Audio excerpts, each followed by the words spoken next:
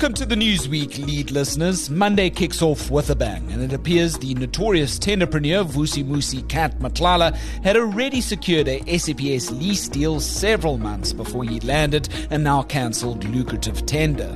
None other than investigative journalist Jeff Wicks is my guest in this edition. This request came in December of 2023, not only 6 months before the tender was awarded, but even before the tender was even advertised.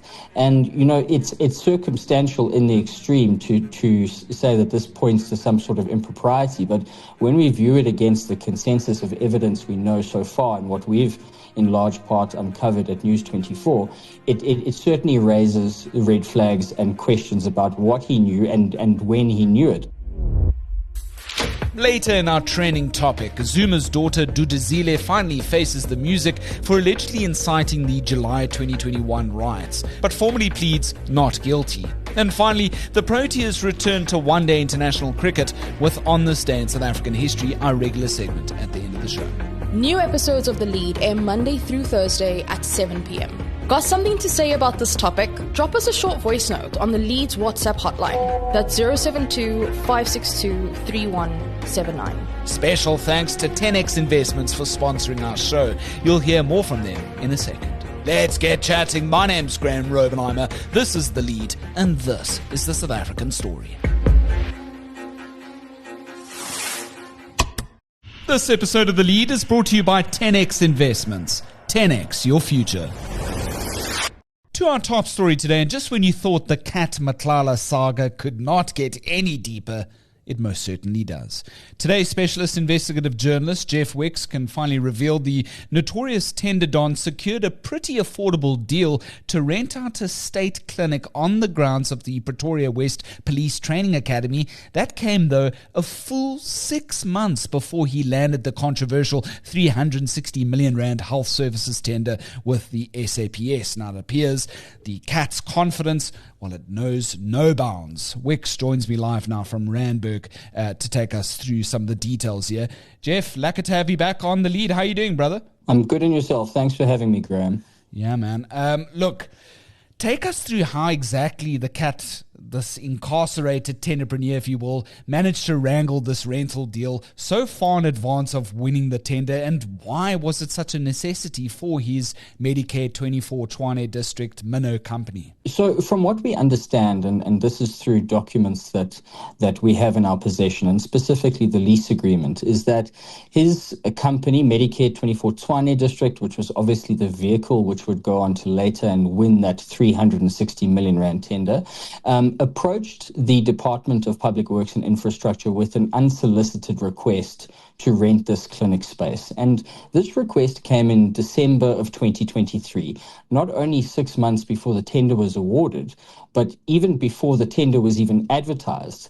And, it's circumstantial in the extreme to say that this points to some sort of impropriety. But when we view it against the consensus of evidence we know so far and what we've in large part uncovered at News 24, it certainly raises red flags and questions about what he knew and when he knew it, because it appears to us at least that it was a stroke of fortuitous luck for Mr. Matlala, and it makes me wonder whether perhaps he has a state procurement Ouija board hidden somewhere. Yeah, it is very questionable, and it's also, I think, pertinent just to remind everybody that at the end of the day, Vusimusi won this tender with some very stiff competition against him. I mean, the other bidders are certainly companies that have long track records that are even listed on the JSE, right? Absolutely. He bested several JSE listed firms to win this tender. And it's, when you think about it, it's an extremely lucrative deal. I mean,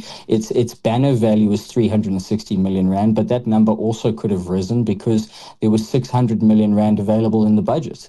And again, this is an outsourced service. The police have never relied on their own abilities or acumen in-house to run this deal, and it's a recurring tender.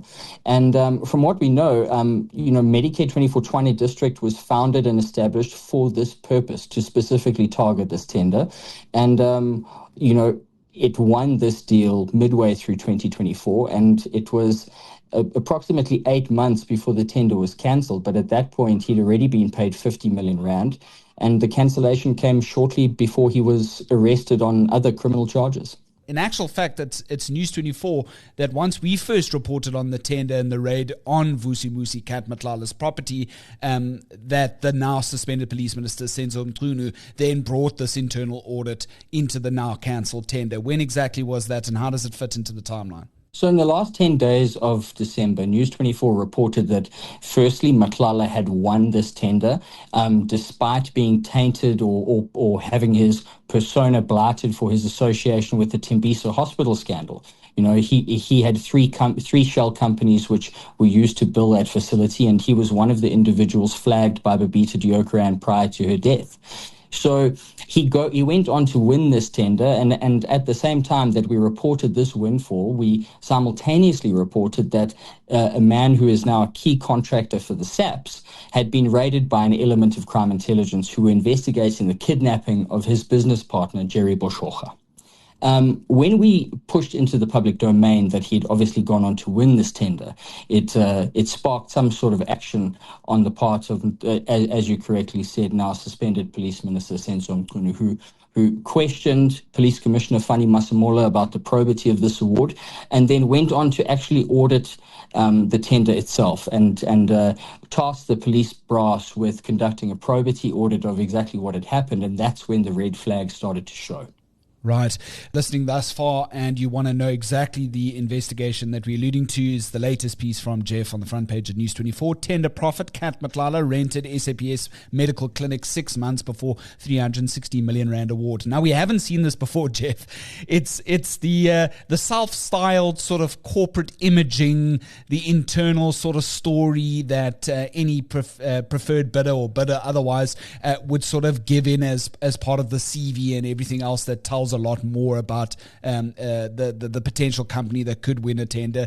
Yeah, we're given a glimpse in your latest reporting how Vusimusi Cat Matlala essentially self-styled him here. He calls himself the president of the Medicare 24 holdings. What else does he describe himself as in these internal corporate documents? I know he waxed lyrical, Graham. He was talking about his legacy as a philanthropist and a benevolent businessman. But I think at its core, why that document is so important is this. When internal SAPS auditors were looking at the award of this tender, they raised the spectre, or allegations at least, of fronting, to say that in the documents that Cat Matlala submitted to the police, he passed himself off as the head of the holding company, when in actual fact he's merely just a franchise owner. And that's critically important because in the tender process, he would have had to declare if there were any third-party providers he would rely upon to be able to actually service this tender. He didn't do that. And when we got our hands on this company portfolio, it lends credence to those claims because he positions himself as the president of the Medicare 24 group, not as a franchise owner. And then that lends credence to what auditors found. And it's likely that the same company portfolio which was submitted in aid of securing this lease was also submitted in aid of securing the tender. And that becomes problematic for Mr. Matlala because fronting is obviously a crime. And there's a clear misrepresentation on his part if, in fact, it was the same information he used in both attempts to get these deals signed. Sure. Okay. Philanthropist, eh? Okay, how much did he end up getting of the 360 million rand deal, Jeff? As you say, the budget had been set out for up to 600 million. How much did he get at the end of the day before the audit had sort of finalized that process? And is there any really hope of us getting that money back as taxpayers? So once the audit had been finalized, a draft report was sent to Police Commissioner Fanny Masemola. And at the point where that draft report landed on his desk, Matlala had been paid 18 million rand. And as part of the recommendations, the auditor said, well, you have to cancel this deal because there's many red flags and, there's issues around whether or not this will have to be declared as wasteful and irregular expenditure. By that point, which was going into 2025, the beginning of this year, the cracks were already starting to show at Medicare. They were unable to perform in terms of what they needed to do for the police. And then the audit came through and said, well, no, there's definitely problems in the way that this deal was awarded. Now, Fani Masemola took 103 days to act on those recommendations and cancel the tender. And the total amount paid to Matlala is 50 million rand. Now, in terms of hoping to recover that money, the police would be entitled to go and try and get it back. However, they're going to find themselves in something of a bun fight because Mr. Matlala is under the cosh in many respects, not only in regards of this deal, but also his dealings at Tembisa Hospital and money that he was irregularly paid there. He's facing multiple criminal charges to do with a raft of attempted assassinations. And IDAC is also now investigating the award of this tender. So Mr. Matlala will face a conflict on many fronts. And I think it's a bit too early to say whether or not conclusively the taxpayer will be able to recoup that cash. Sure.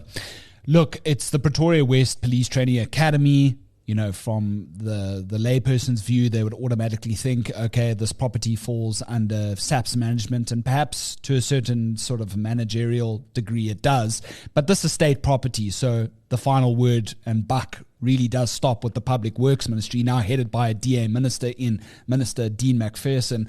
Right of reply obviously given here, Jeff. What did the department say regarding the revelations of this clinic lease deal that the CAT had scored 6 months before the tender was awarded? So the department confirmed to us in writing that that there were several anomalies in the way that this lease was secured, and they are intent on investigating that further. So we'll await the outcome of that. But it's fairly common cause that this lease was mentioned in Parliament. And Minister McPherson said as soon as he became aware of that, he requested feedback and updates from the regional leasing office, for lack of a better word. And when that feedback came to him, there were obviously issues which require further investigation. Again, this is really just in league with the way that Mr. Matlala does business. It's always targeting state procurement, and it's a large part of how he's built his tender empire. Thanks so much, Jeff. We're going to just take a quick break here, lead listeners. At 10X Investments, we don't only help you invest for retirement, we help you craft a legacy. With thoughtful planning and meticulous execution, you can create the retirement future you've always wanted. Invest with us today. 10X your future. 10X is a licensed FSP. Welcome back, lead listeners. We're back in conversation now with a star specialist investigative journalist, Jeff Wicks. Let's move on to IDAC matters. I know lots happened over the weekend, which you've also had a hand in reporting on, and they sort of dovetail and echo and mirror what's been happening within the relevant inquiries or parliamentary committees, hearing the allegations of criminal capture of the criminal justice system in the country today. The Investigating Directorate Against Corruption, otherwise known as IDAC, obviously given more teeth. It's a strong recommendation that's been realized as a hangover from the Zondo Commission. To pick your brain here, it's such an ingewikkeld saga. I love using that word just to describe it because it is difficult to put all the different pins in place to get a better picture. I'm going to lean on you today, Jeff, to help us get us there. The latest is, as we speak, the MPs in the parliamentary committee have come out, Jeff, and said, look, we are even willing to go to Kgosi Mampuru, the second maximum security prison, to go and ensure that the CAT testifies on record there. Your thoughts about that? Is that very preemptive?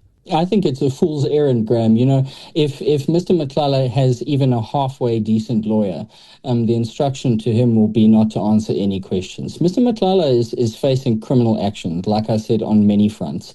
And he is given the right against self-incrimination, and answering questions of MPs would likely see him incriminate himself. So we then have to ask ourselves, what is this going to yield?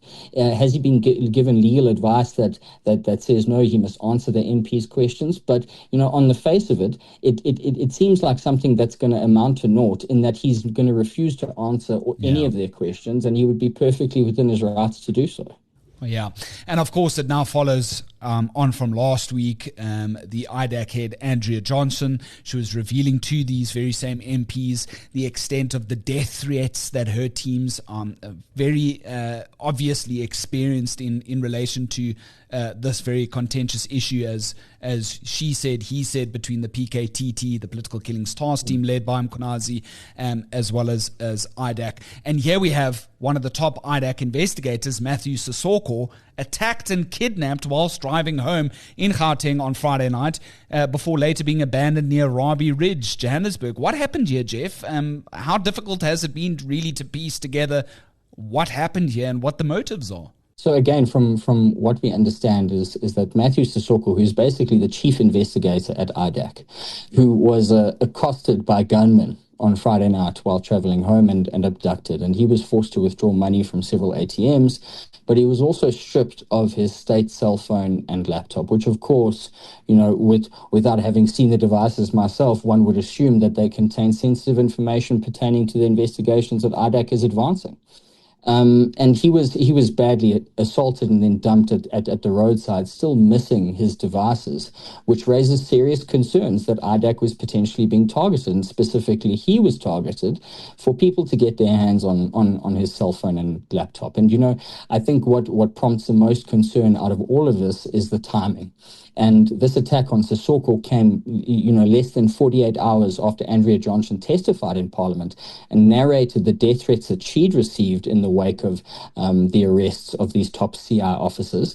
And now it appears that Sisoko too has fallen into the firing line. This is a matter of grave public importance, and we will do everything that we can in our investigations unit to get the public closer to the truth on this. Sure. Yeah, yet another instance, another case in a long line of what could be an attempted assassination here. Mr. Sisoko is lucky to still have his life, given the recent spate of a series of cases that we've seen in the last couple of months and years.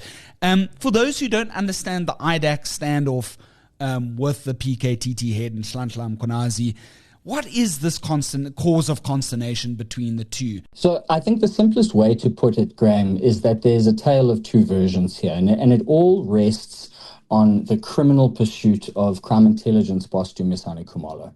Now, IDAC has been spearheading cases against him, that you raise allegations of nepotism and corrupt practice in the appointment of a brigadier to a high-ranking post without any sort of previous policing experience. Now, Khumalo and a cohort of his senior officers were arrested and appeared in court, and when you consider the timeline of events, what followed was General Mkhonazi's press conference, where he made damaging claims against IDAC that, there were elements within the organization that had gone rogue and that they were targeting, good cops, police officers doing important work, and who are adjacent to the PKTT on what is basically a human resources management issue. His narrative was that these never should have resulted in criminal charges, and this was an internal matter that could have been ventilated in that forum. Now, Johnson has strenuously denied any sort of malicious intent, and her position is that there's a prima facie criminal case, and it's within their mandate to investigate and prosecute that matter. So, all of this underpins what we're seeing at the Madlanga Commission and in Parliament, and goes a long way to setting these two committees essentially in motion. And that's really what's at the heart of this problem. Now, for the South African public watching on and trying to make sense of this, the overwhelming narrative is that the attacks had come on the PKTT and people wanted the PKTT disbanded. From Johnson's perspective, she would likely say, well, this has actually got nothing to do with the PKTT. We were investigating crime intelligence, and when we moved on them, the PKTT is being used as sleight of hand. What the truth is remains to be seen, and we'll have to wait for the outcome of all these commissions to find out. Sure, of course. Let's sort of end off here. You've already alluded to it. IDAC is, of course, officially investigating the 360 million rand tender that the CAT had secured with the SAPS before it was later audited and then thus cancelled. Before then, he had already gleaned some 50 million rand randelas. And Johnson told MPs that a lot of the data on the cat's phones were curiously wiped by the time that they had reached her offices, only for her officials to simply glean the information from those said devices but not keep them. She made that also very clear. It's really making their case all that more difficult, especially when the IDAC doesn't really have a lot of staff members to do and take on such intense workloads. Right, Jeff? So what we're going to see now, Graham, is a tale of two narratives. And yes, IDAC is investigating Kat Matlala's tender. They did take possession of the contents of his cell phone, and there have been assertions that some of that data has been deleted. Whether or not they'll be able to recover it also remains to be seen. But fundamentally, what we're seeing going on here is Kat Matlala at the center of the implosion of the police and criminal justice cluster. And it's this contentious case that is going to continue to carry us through all the way to the end of this Madlanga Commission, because when the very, very dramatic claims of police capture arise, it's Kat Matlala who's supposedly behind it all. Managed to catch your breath after all the intense book signings? How's the book doing? You've been doing some excellent work, being out in all various, public sphere, various events, winning awards. Jeff, it's been a tiring process, I'm sure. It has been, and it's been a challenging. It was a challenging project, writing this book and telling this story, and it's been a challenging and long assignment. This is obviously born of a 4-year investigation, which is still running here at News 24. But as I've said many times before, Babita Deokaran's truth was too important to be left untold. So I'm very glad that we've done it. And also it leads directly into what we're seeing now before Madlanga. A lot of the characters that we expound upon in the book are before the South African public now on television. So, it's the same cast of characters, and let's see how this film ends. Right. It's, of course, Shadow State, Jeff Wicks. It's your first book, right? It's doing quite well, selling lacquer at most of the boutique bookstores up and down South Africa. It seems to be going all right so far. It seems like a story South Africans are willing to consume, and I'm grateful for that, because it's just a further acknowledgement of Babita Deokaran's sacrifice. Yeah, huge respect to you, Jeff. It's a seminal, ideal reading, if you will. It's definitely one of those books that you need to have on your shelves this year. Jeff, thanks so much, my brother. We'll chat again soon. Perhaps, potentially one day about different topics. Let's see here. Thanks, G. Trending topic. Shifting to our trending topic now, and while she was all smiles greeting fellow MK party supporters, conversing with her in the dock ahead of her trial, in which she's accused of inciting violence and terrorism.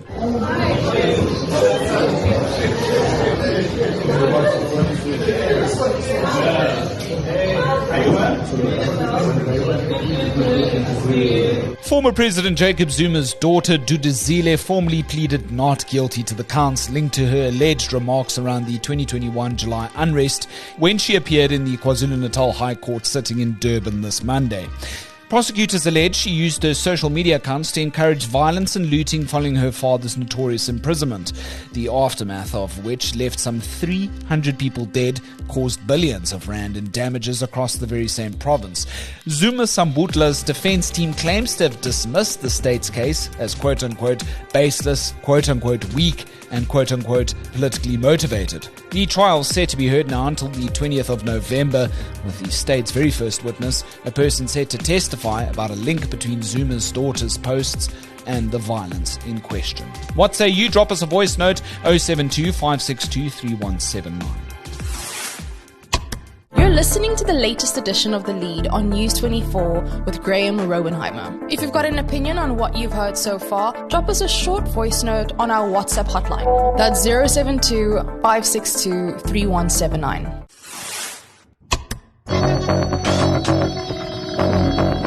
And finally,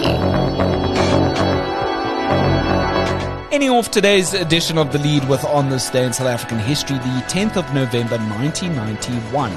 Well, on this very day, South Africa's national cricket team, the Proteas, made their historic return to international cricket after more than 2 decades in isolation. Well, they played their very first official match against India in Calcutta, marking the country's re-entry into global sport following its suspension from world cricket back in 1970 due to, of course, the apartheid regime. The moment was more than just a game. It symbolized South Africa's slow reintegration into the global community. And exactly a year later, in 1992, the Proteas had returned to India to a hero's welcome, greeted with garlands, standing ovations, and even packed stadiums. Under the guidance of administrator Ali Bacher, South African cricket quickly rebuilt its global reputation. By the end of the decade, the Proteas had become one of the most respected and competitive teams globally. A remarkable comeback story that started on this day in 1991. By the early 2000s, though, South African cricket became mired in the match-fixing scandal of questions and dark clouds forming above the head of skipper Hansi Cronje. Thanks so much for tuning into The Lead, and thanks so much to 10X Investments for sponsoring us. If you've got anything to share, send us an email at thelead@24.com. Hit like, follow, and subscribe. That way you'll be notified of all of our future editions on our various platforms, Spotify, Apple, YouTube, Iono, and WhatsApp us if you feel so inclined, 072-562-3179. Well, the week's only getting started. My name's Graham Robenheimer, and so long as there's trusted news first, we'll have The Lead. This episode of The Lead was brought to you by 10X Investments. 10X your future.